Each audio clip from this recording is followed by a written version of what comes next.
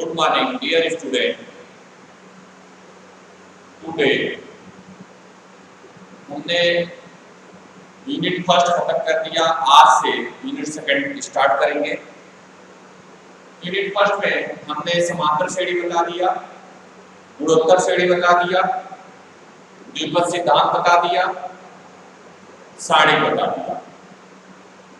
आज हम unit second का पहला चैप्टर स्टार्ट करेंगे, जिससे इस खंड को हम सदिश बीजगणितीय सेकंड बोलते हैं। इसमें सदिशों का योग एवं अंतर के बारे में बताएंगे। एडिशन, सब्ट्रैक्शन, आप वेक्टर, एडिशन,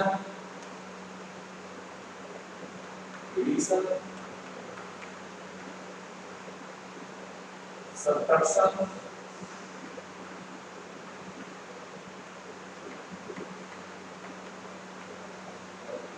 आप वेक्टर। वेक्टर का एडिशन, सब्ट्रैक्शन क्या होगा वो बताया जाएगा। सबसे पहले हम जान जाए स्केलर क्वांटिटी और वेक्टर क्वांटिटी, अदिश राशि और सदिश राशि। पहला अदिश राशि, अदिश राशि, दूसरा सदिश राशि। सदिश देखेंगे कि अदिश राशि क्या है और सदिश राशि क्या है। स्केलर क्वांटिटी, स्केलर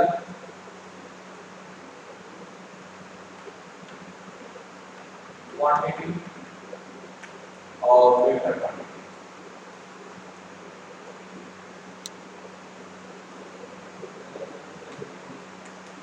दोनों के बारे में डिस्कस कर लेंगे।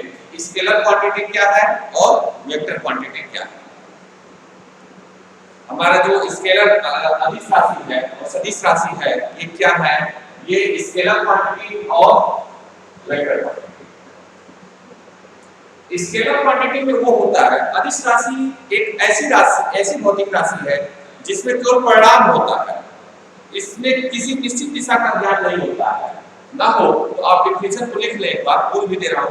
अदिश राशि एक ऐसी राशि है कि जिनमें केवल परिणाम हो, केवल मैग्नीट्यूड हो, दिशा ना हो, और जिसमें मैग्नीट्यूड और दिशा दोनों हो, वो हमारा वेक्टर क्वांटिटी सदिश राशि होता है। सदिश राशि एक ऐसी भौतिक राशि है जिसमें जो पूर्णतः अपने परिणाम तथा दिशा दोनों से निर्दिष्ट होती है। स्केलर क्वांटिटी, स्केलर क्वांटिटी उसे कहते हैं जिसमें केवल परिणाम हो, मैग्नीट्यूड हो और इसका कोई निश्चित दिशा ना हो, उसे हम अदिश राशि बोलते हैं। और सदिश राशि उसे बोलते हैं जिसमें दिशा और परिणाम दोनों हो, उसको हम वेक्टर क्वांटिटी बोलते हैं।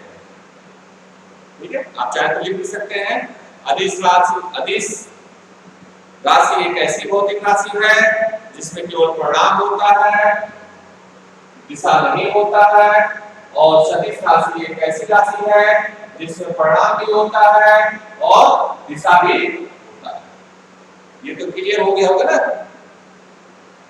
अब रिप्रेजेंटेशन ऑफ द वेक्टर हम कैसे रिप्रेजेंट करेंगे? सदिश राशि का निरूपण, सदिश राशि का निरूपण, सदिश राशि का निरूपण।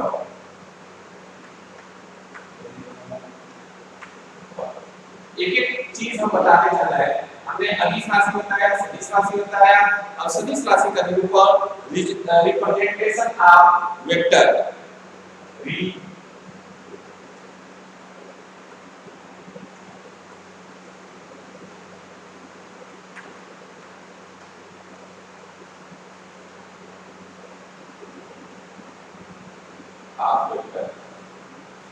ये सदिश राशि का निरूपण, रिप्रेजेंटेशन ऑफ वेक्टर, सदिश राशि का निरूपण कैसे करेंगे?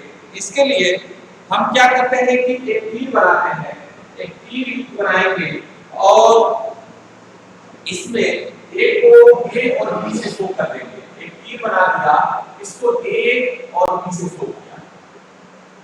ए अल्फाबेट बी का सेकेंडरी साथ सदिश राशि को तीर युक्त रेखाखंड द्वारा प्रदर्शित करते हैं। सरल रेखा खंड की लंबाई, उसके परिणाम तथा उस पर लगा हुआ तीर उसकी दिशा को बताता है। प्रतीक रूप में किसी सदिश निरूपण करने वाले अंग्रेजी वर्णमाला के 2 अक्षरों से करते हैं।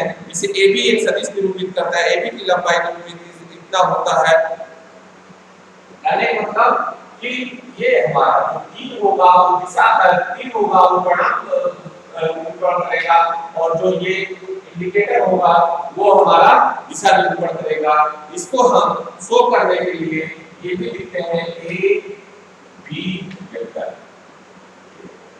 अब सदिश राशि वेक्टर के बारे में हमारा क्या है कि कैसे निरूपण करेंगे, रिप्रेजेंट कैसे करेंगे कि अगर हमारा ए बी है तो हम इसको ए बी वेक्टर बोल सकते हैं। ये सदिश राशि और अदिश राशि। एक बात याद रख लें कि यही चीज आपको फिजिक्स में भी बताया जाएगा, और फिजिक्स में थोड़ा टोटल ज्यादा ही बताया जाएगा। यहाँ पे तो एक क्वेश्चन के रूप में बताया जाता है और वहाँ पे आपको अच्छे से एक्सप्लेन किया जाता है। अगर यहाँ पे आप कुछ सीखे रहेंगे, वहाँ से भी कुछ सीख लेंगे फिजिक्स से भी, तो आपका कुछ अच्छा हो जाएगा और कुछ अच्छा करेंगे।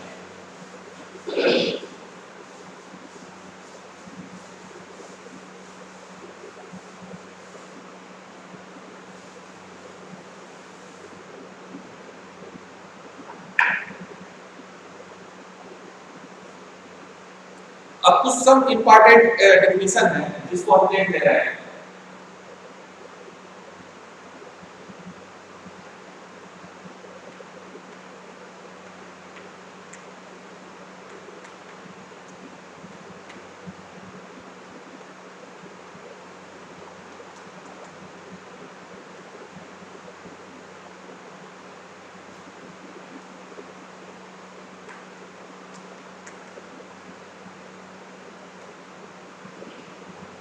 कुछ महत्वपूर्ण परिभाषाएं हैं, जैसे सदिश का मापक, मपान, सदिश का मपान।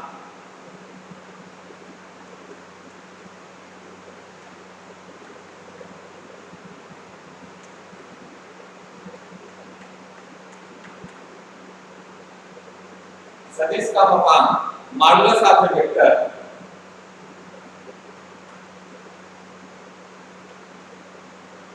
Modulus MODU, modulus of vector, modulus of vector, modulus of vector. हमारा मॉडुलस ऑफ वेक्टर जो होगा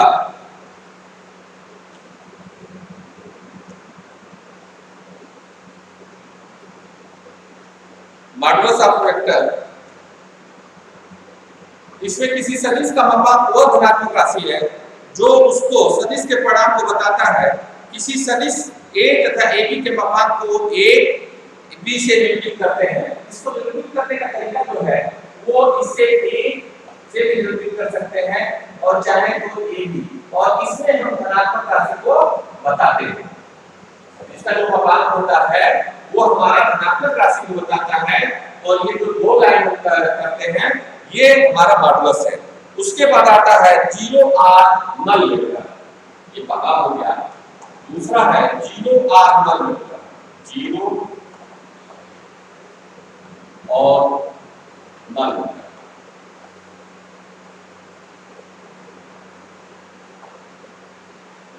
जीरो और नल वेक्टर, शून्य सदिश, शून्य सदिश।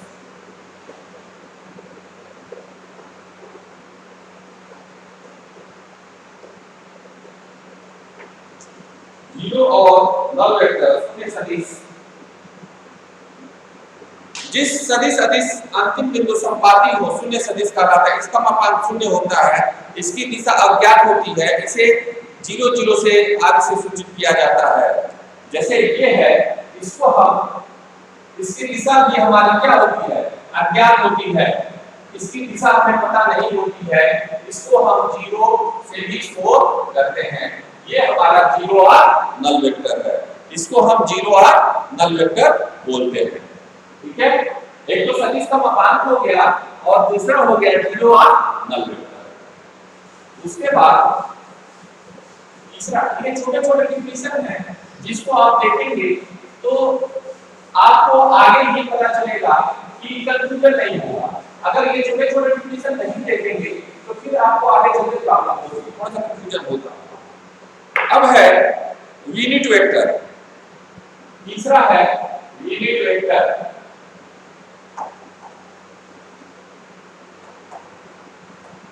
यूनिट वेक्टर, यूनिट वेक्टर है कि एकक या इकाई सदिश, एकक या इकाई सदिश, एकक या इकाई सदिश, एकक या इकाई सदिश। यूनिट वेक्टर एकक या इकाई सदिश,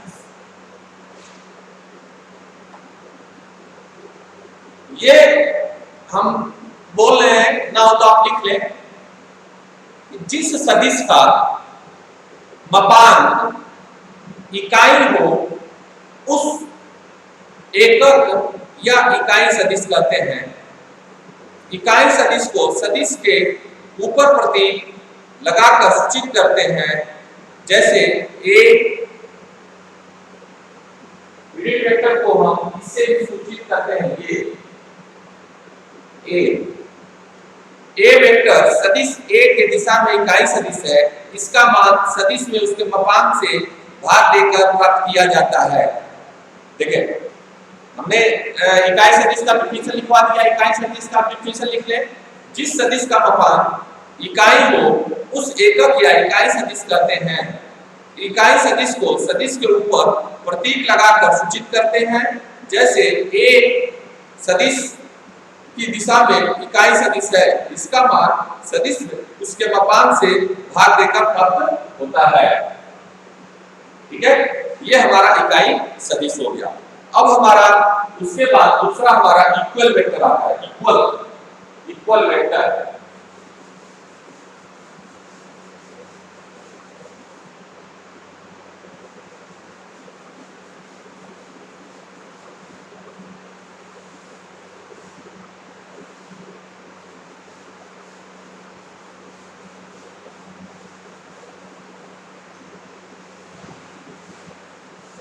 इक्वल वेक्टर,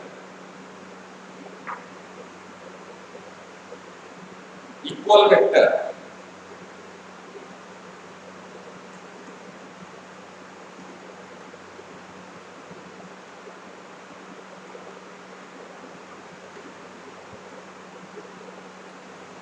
इक्वल वेक्टर यदि दो सदिशों के मापांक बराबर हो और उनकी दिशा एक ही हो तो वे समान सदिश कहलाते हैं, जिसका मापांक बराबर हो। जैसे जैसे हमारा ये हमारा ए बी है और दिशा सेम है, ऐसे ही हमारा सी और डी है और दिशा सेम, तो ये क्या होगा हमारा इक्वल वेक्टर होगा कि इनके जो हमारे हैं, देखो ये इसके बराबर है और दिशा भी सेम है, तो हमारे क्या है इक्वल वेक्टर है। इसको भी ना हो तो लिख ले आप, यदि दो सदिशों के मापांक बराबर हो और उनकी दिशा एक ही हो तो वे हमारे समान सदिश कहलाते हैं। इनके आदि बिंदु भी कही जाती है। चित्र में AB vector AB equal to CD से शो किया जा सकता है, और इसको ये भी शो कर सकते हैं AB modulus CD modulus, AB modulus CD तथा AB और CD की दिशा समान है। इक्वल वेक्टर हमारा क्या होगा कि अगर हमारे दो वेक्टर हैं, अगर दो वेक्टर हैं, दोनों की दिशा और परिमाण सेम है, तो वो हमारा क्या होगा इक्वल वेक्टर हो जाएगा। अब आता है कोलिनियर वेक्टर, समरेखीय संरेख। ये छोटे छोटे डिफिनेशन अगर देखे रहेंगे आपको पता रहेगा तो बाद में क्वेश्चन सॉल्व करने में इजी रहेगा। Collinear vector, collinear vector. Collinear vector कहने का मतलब समरेखीय सदिश, समरेखीय सदिश, समरेखीय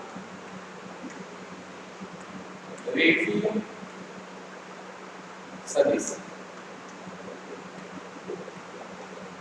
कोलिनियर वेक्टर,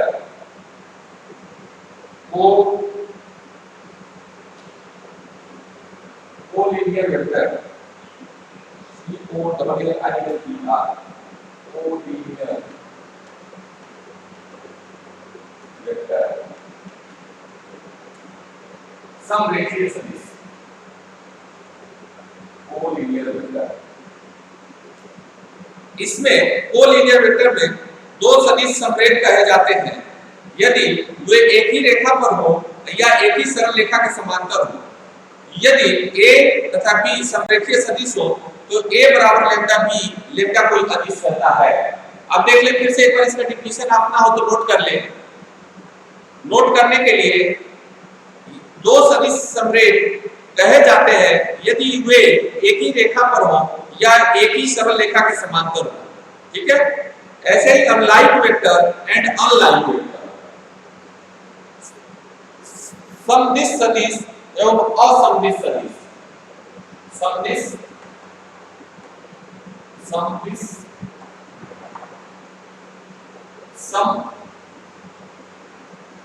समदिश सदिश, समदिश सदिश व असमदिश सदिश, असमदिश सदिश। Like vector and unlike vector, like vector and unlike vector, and unlike vector, समदिश सदिश, like vector and unlike vector, समदिश सदिश व असमदिश सदिश, like vector and unlike vector. यदि इसका भी डिफिनेशन आप लिख लें। हमने क्या किया, कोलिनियर वेक्टर को बता दिया, ये like vector and unlike vector, समदिश सदिश और असमदिश सदिश। समदिश सदिश यदि समरेख सदिशों की दिशाएं एक ही हो तो वे समदिश या सदृश सदिश तथा विपरीत दिशा में हो तो असमदिश या असदृश सदिश कहलाता है। इनका परिणाम भिन्न अथवा विशेष दशा में समान हो सकता है। अगर हमारा समरेख सदिश का दिशा सेम हो, अगर हमारा समरेख सदिश का दिशा सेम हो तो वो हमारा समदिश सदिश होगा। अगर दिशा डिफरेंट हो तो वो हमारा असमदिश सदिश होगा।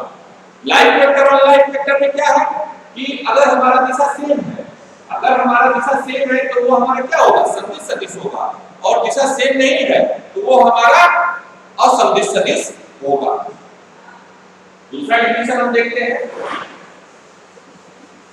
ये छोटे छोटे डिफिनेशन हैं लेकिन बहुत इंपॉर्टेंट रोल निभाते हैं।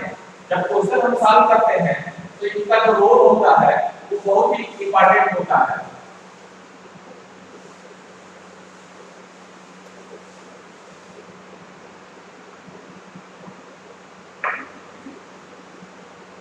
अब है एक समतलीय सदिश।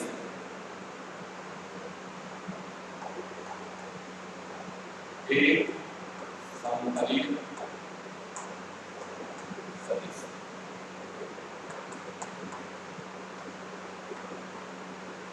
एक समतलीय सदिश कोप्लेनर वेक्टर, कोप्लेनर वेक्टर। एक समतलीय सदिश का क्या हो जाएगा, कोप्लेनर वेक्टर। कोप्लेनर वेक्टर में ये होता है, इसका भी आपको ना हो तो देख ले, डिफिनेशन लिख ले। सबके आप डिफिनेशन लिखते जाइए। अगर डिफिनेशन आप नहीं लिखते हैं तो आपको आगे चल के क्वेश्चन सॉल्व करने में प्रॉब्लम होगी, और इसको अगर आप लाइटली लेंगे तो ये कंफर्म है कि आगे चल के क्वेश्चन को समझने में प्रॉब्लम होगी। ऐसा मैं नहीं कह रहा हूं कि ये क्वेश्चन आएगा पेपर में, लेकिन ये बेसिक चीज है जो कि क्वेश्चन में इनका बहुत ही अहम रोल होता है। अब कह रहा है कि कोप्लेनर वेक्टर वे सदिश जो एक ही तल में हो या जिनकी दिशाएं एक ही तल के समांतर हो एक तलीय या समतलीय सदिश कहलाते हैं।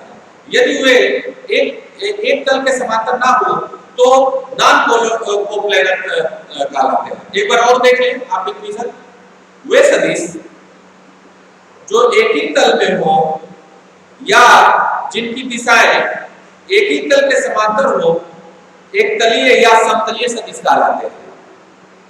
यदि वे एक तल के समांतर ना हो तो वो नॉन कोप्लेनर सदिश कहलाते हैं। ठीक है, इसके बाद आता है ऋण सदिश, निगेटिव वेक्टर। ऋण सदिश, ऋण सदिश, निगेटिव वेक्टर, निगेटिव वेक्टर।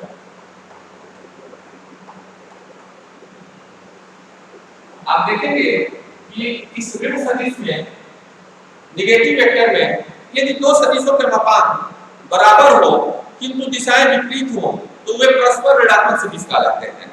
यदि दो सदिशों के मापांक बराबर हो किंतु दिशाएं विपरीत हो तो वे परस्पर ऋणात्मक सदिश कहलाते हैं।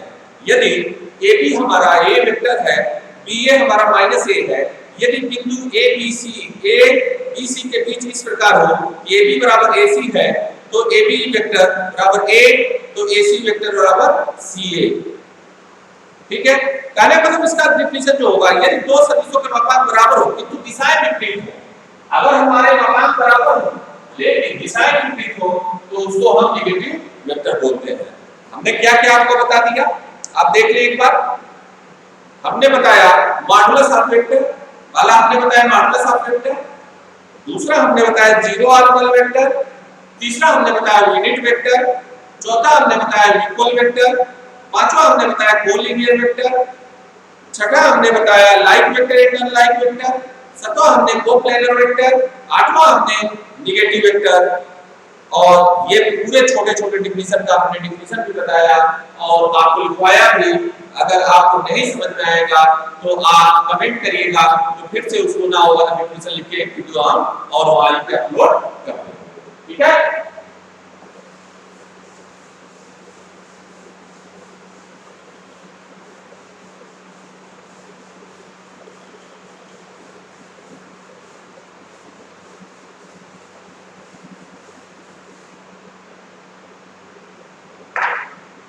अब सदिशों का वास्तविक संख्या अदिश गुणनफल, multiplication of vector by a real number.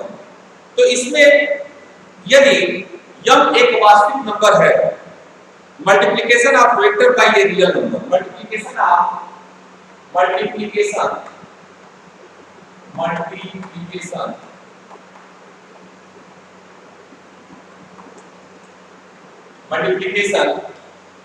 A vector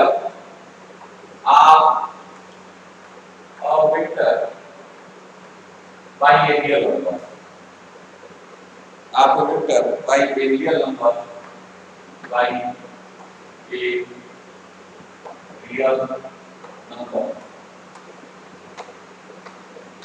by a real number, आप नंबर R स्केलर,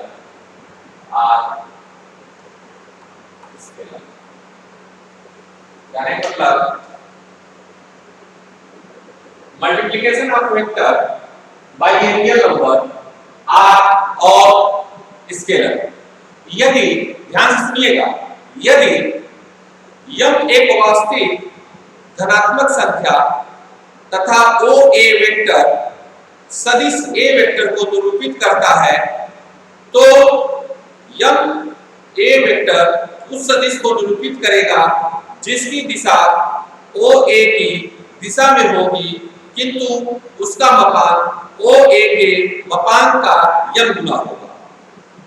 इसी प्रकार -ma वेक्टर उस सदिश को निरूपित करेगा जिसकी दिशा OA वेक्टर की दिशा के विपरीत होगी तथा अपान और ए के का यम गुना हो, जैसे 3a परिणाम में सदिश a का 3 गुना या a के समान दिशा में है, जबकि 3a परिणाम में a का 3 गुना किंतु विपरीत दिशा में है, तो यह क्रम विनिमय साहचर्य तथा न्यूटन नियम का पालन करती है। ये कम्यूटेटिव लॉ को भी फॉलो करेगा, एसोसिएटिव लॉ को भी फॉलो करेगा, डिस्ट्रीब्यूटिव लॉ को भी फॉलो करेगा।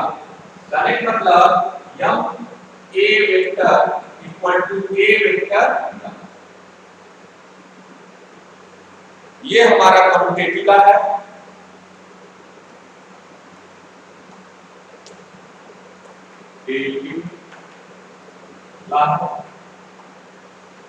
ये हमारा कम्यूटेटिव लॉ है। और यम यन ए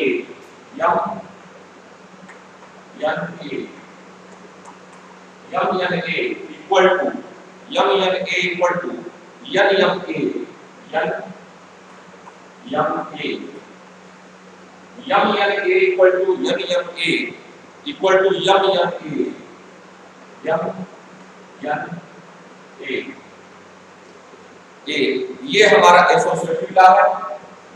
एसोसिएटिव लॉ है। तीसरा m a plus b, m a plus b equal to m a plus m b, m a plus m b distributive law है। डिस्ट्रीब्यूटिव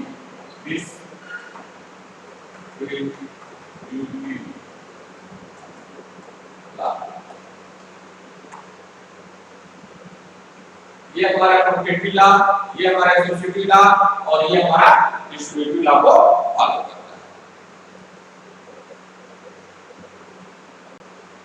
ये multiplication of a vector by a real number or scalar में हम commutative law को follow कराएंगे, associative law को follow कराएंगे और ये हमारा डिस्ट्रीब्यूटिव लॉ होगा। अब ऐसे ही सदिशों का योग का त्रिभुज का नियम, triangle law of addition of vector, इसमें जो चीज आपको कंफ्यूजन हो उसको बताएं।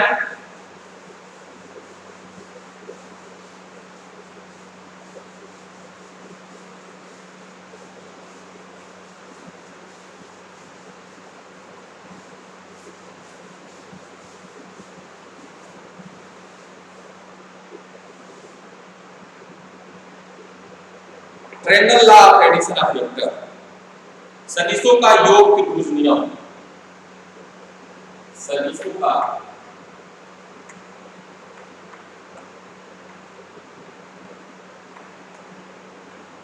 योग त्रिभुज नियम।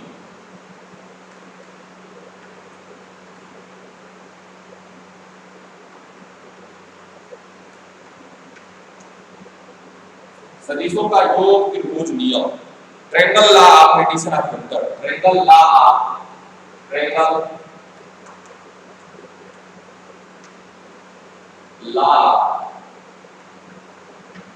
Vector of triangle law addition of vector, triangle law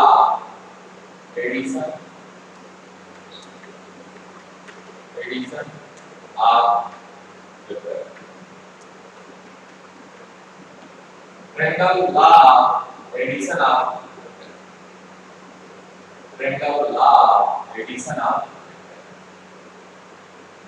इसमें करेंगे ये कि अगर हमारे पास, एक बार देख लें, हम जो बोल रहे हैं उसको सुन लें। यदि किसी त्रिभुज के क्रम में ली गई दो भुजाएं दो सदिशों को परिणाम तथा दिशा में निरूपित करती हैं, तो विपरीत क्रम में ली गई त्रिभुजों की तीसरी भुजाएं सदिशों के योग अथवा परिणाम को सूचित करती हैं। यह नियम सदिश योग त्रिभुज नियम कहलाता है। माना ए और बी कोई दो सदिश है, यदि ए के अंतिम बिंदु को बी के अंतिम बिंदु के रूप में इस प्रकार ले कि O A vector A, A B vector B तो O B equal to A plus B और ए बी का परिणामी अथवा योग करते हैं। इस प्रकार O B equal to O A plus A B, A vector और बी वेक्टर हमारा होगा। जैसे अगर हमारा एक वेक्टर है ए और ये हमारा होगा, एक वेक्टर है ए और ये, फिर दूसरा वेक्टर है बी और इन दोनों का जो योग होगा, जो जोड़ेंगे वही हमारा परिणामी वेक्टर कहलाएगा।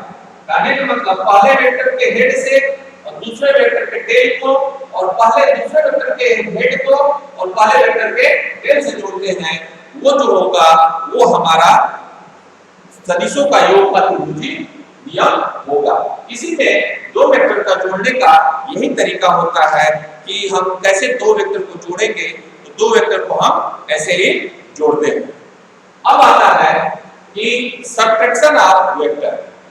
हमने क्या बताया, triangle of addition of vector. हमने दो वेक्टर को अगर जोड़ना हो तो एक वेक्टर का हेड, देखो हेड और टेल किसे कहते हैं, अगर हमारा कोई वेक्टर है तो ये हमारा हेड हुआ और ये हमारा टेल हुआ। तो किसी भी वेक्टर के हेड को उसके टेल से, दूसरे के टेल से और दूसरे के हेड को पहले के टेल से जोड़ देंगे तो वो हमारा triangle of addition of vector कहलाएगा।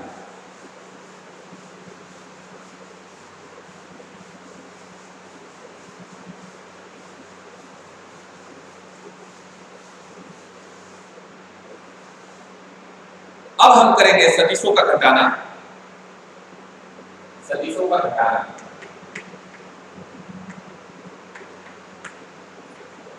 सदिशों का घटाना, सदिशों का घटाना, subtraction of vector, subtraction of vector, subtraction, subtraction of vector, सदिशों का घटाना, सबट्रैक्शन ऑफ वेक्टर।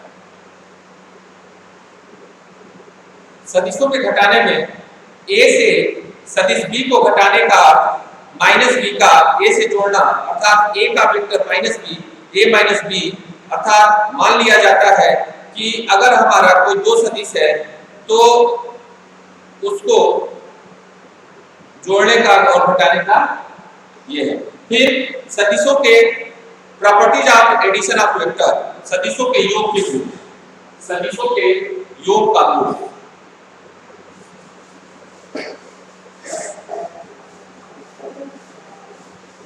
सदिशों के योग का गुण, सदिशों के योग का, सदिशों के योग का गुण, इसमें properties of addition of vector, properties of addition of vector, properties of addition, addition of vector, property of addition of vector.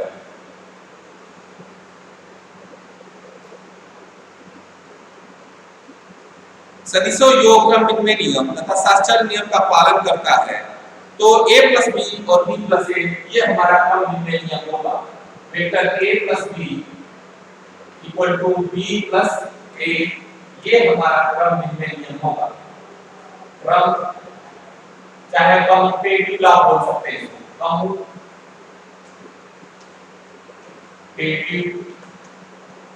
Law. वैसे ही a plus b plus c, a plus b plus c equal to a plus b plus c, ये हमारा associative law हो सकता है, साक्षर नियम होगा। Associative law, associative,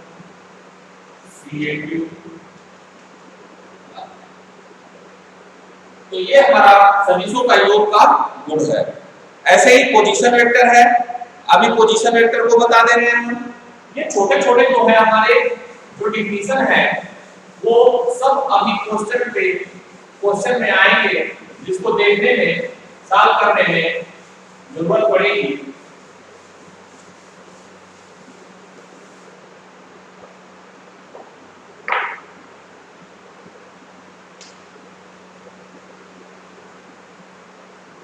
position vector,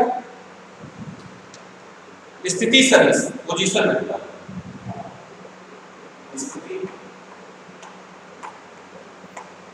स्थिति सदिश,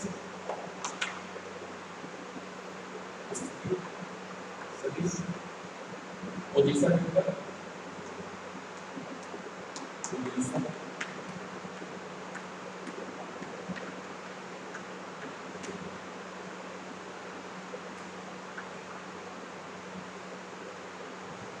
पोजीशन वेक्टर, इसको भी आप ध्यान से सुन लें।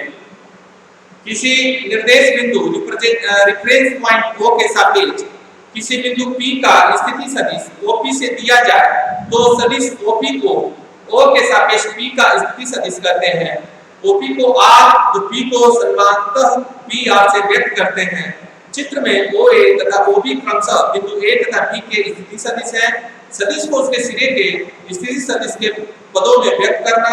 OA AB OB AB equal to OB minus OA बिंदु B का स्थिति सदिश माइनस बिंदु A का स्थिति सदिश, और AC बिंदु C का स्थिति सदिश माइनस बिंदु A का स्थिति सदिश, BC C का स्थिति सदिश B का स्थिति सदिश। ये सब आप देख लें और उसके बाद हम फिर से अभी आगे और बताएंगे, जिसमें रेक्टेंगुलर यूनिट वेक्टर है।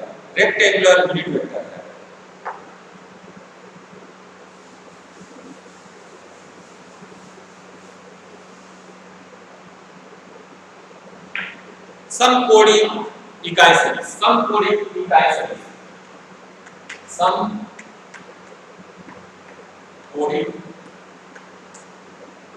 इकाई सदिश, समकोणीय इकाई सदिश।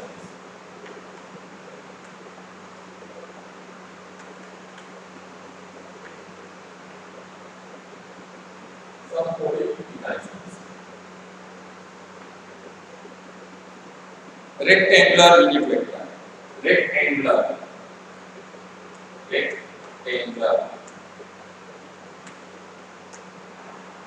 रेक्टेंगुलर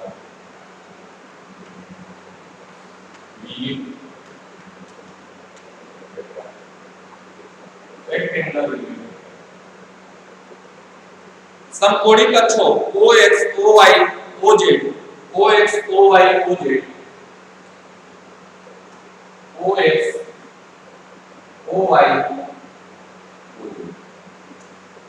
अगर हमारा OX OY OZ तो ये हमारा I वेक्टर J और K समकोणिक सदिश है, तो इसमें लिख सकते हैं समकोणिक अक्षों को OX OY OY तथा OZ का धन दिशा के अनुदिश इकाई सदिशों को क्रमशः I J तथा K से सूचित किया जाता है।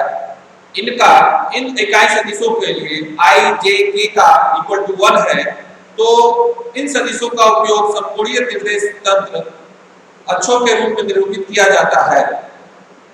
ये हमारा क्या हुआ? समकोणिक सदिश हुआ। ऐसे ही अब हमारा दूसरा होगा समकोणिक इकाई सदिश के पदों में किसी बिंदु का स्थिति सदिश ज्ञात करना। देखो कितना पेज अमरेश,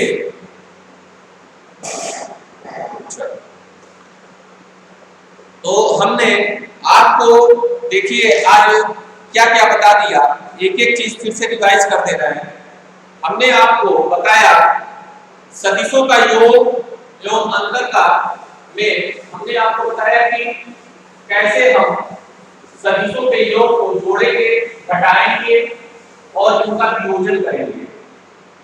इसको एक बार और रिपीट कर दे रहे हैं। Addition, subtraction,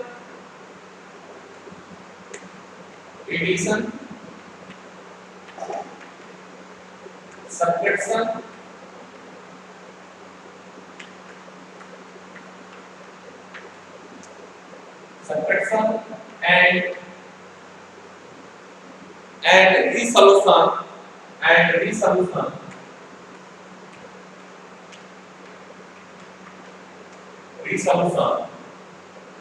of vector.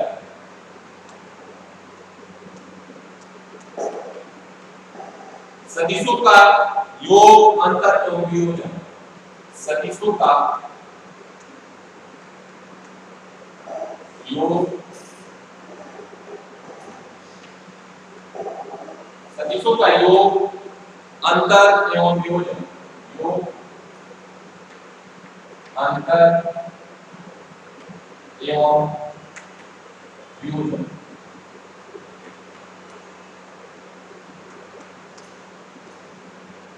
सदिशों का योग, अंतर एवं वियोजन। इसमें हमने स्केलर क्वांटिटी बताया, वेक्टर क्वांटिटी बताया, स्केलर बताया, वेक्टर बताया, फिर रिप्रेजेंटेशन ऑफ वेक्टर बताया, फिर सम इंपॉर्टेंट ऑफ डिफिनिशन बताया। सम इंपॉर्टेंट डिफिनिशन में modulus of vector, zero order vector, unit vector, equal vector, collinear vector, coplanar vector और नेगेटिव वेक्टर के बारे में बताया। और मुझे पूरा उम्मीद है कि आपको ये सब छोटे-छोटे चीज अच्छे से समझ में आया होगा। उसके बाद हमने multiplication of vector by real number का भी बताया, आपकी आर स्केलर। फिर triangle law of addition of vector को भी बताया, सब्ट्रैक्शन ऑफ वेक्टर को बताया, properties of addition of vector को बताया, पोजीशन वेक्टर बताया और अंत में रेक्टेंगुलर यूनिट वेक्टर को हमने बताया। और इसके आगे का फिर से हम अभी हमारे पास इसका डायरेक्शन कोसाइन, डायरेक्शन रेशियो बाकी है, जिसको बता के उसके बाद इसके क्वेश्चन को हम लोग सॉल्व करेंगे, क्योंकि इसमें एक ही चैप्टर है और उसके बाद फिर से दूसरा चैप्टर स्टार्ट होगा। तो हमें लगता है कि अब अगले वीडियो में हम इस पे काम करेंगे। आज इतने पे ही रोक रहे हैं और अगला जो वीडियो होगा हमारा इस पे और आगे हम डायरेक्शन कोसाइन और इसके क्वेश्चन को बता के सॉल्व करेंगे। ठीक है, तो तब तक आप लोग घर से जितना मैंने पढ़ाया है उसको आप देखना और पढ़ना और छोटे-छोटे डिफिनेशन को देखना और अच्छे से देखना कि उसमें क्या कंफ्यूजन हो रहा है, क्या प्रॉब्लम आ रही है। अगर कुछ प्रॉब्लम आती है तो उसको कमेंट करें और बताएं, तो मैं कोशिश करूंगा कि पूरे का एक समरी बना के एक और वीडियो बना के जो कमेंट करे रहेंगे वहीं पे एक छोटा वीडियो बना के मैं अपलोड कर दूंगा, जिससे आपको हेल्प मिलेगा कि आप आगे का काम कर पाएंगे। अगर इतना आप करते हैं तो ये कंफर्म है कि कल अगर हम वीडियो बनाते हैं, चाहे इसके बाद हम जो वीडियो बनाते हैं उसमें हम डायरेक्शन कोसाइन बताएंगे और कुछ क्वेश्चन बताएंगे, तो आपको 100% समझ में आएगा, ज्यादा मेहनत नहीं करना पड़ेगा। अगर अदरवाइज अगर ऐसा आप नहीं करते हैं तो वहां पे आपके अगले चैप्टर के लिए एक-एक पॉइंट के लिए सोचना पड़ेगा कि हम कैसे करेंगे, ये कैसे हुआ। अगर ऐसा आप करते हैं तो इतना मेहनत आपको नहीं करना होगा। धन्यवाद। ठीक है, धन्यवाद।